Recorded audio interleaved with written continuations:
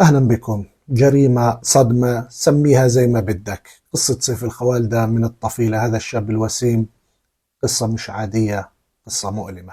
ليلة 14 شهرا علي ابن عمه قال له: يا سيف الحقني، تعال جيب أكل معك، مع جروب سياحي أنا موجود بالفندق في منطقة ضانة. الأكل تقريبا طلع حقه 20 دينار. سيف بشهامته ما كذب خبره، طلع وهاي كانت آخر مرة ينشاف فيها سيف. بعدها سيف اختفى.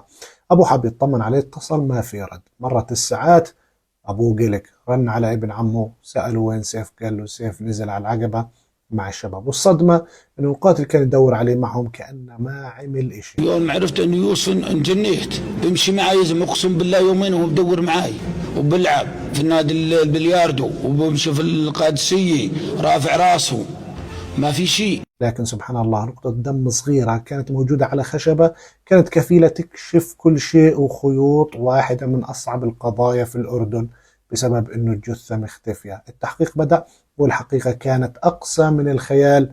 ابن عمه القاتل، نعم ابن عمه القاتل، ما تستغرب، ضرب على الرأس وغدر ما بنحكى. والأبشع أنه تم إخفاء الجثة بطريقة قاسية لدرجة ما ظل منها أي أثر. الجثة تم حرقها وإذا بتها بالكامل، حتى شعره ما لقوا منها. وانا بقول يا اخوي نحن وجدنا سيف، عظم الله اجرك، سيف محروق حرق كامل، ولا يوجد لديه جثة، مقتول ومحروق.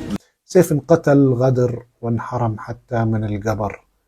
الجريمة صحيح موجودة بكل مجتمع ومستمرة، بس البشاعة هي اللي بتخلي القصة توجع وتألم أكثر. في ناس بتحكي زي ما قرأنا شددوا العقوبات عشان غيره يرتدع، بس الحقيقة العقوبة مش حل وما بتردع غير إذا روح الشخص نفسه فاسدة والجريمة موجودة ومستمرة لليوم. الحل موجود بالقرآن: ولكم في القصاص حياة يا أولي الألباب، بمعنى القاتل يقتل. الله يرحم سيف ويصبر قلب أهله يا رب العالمين.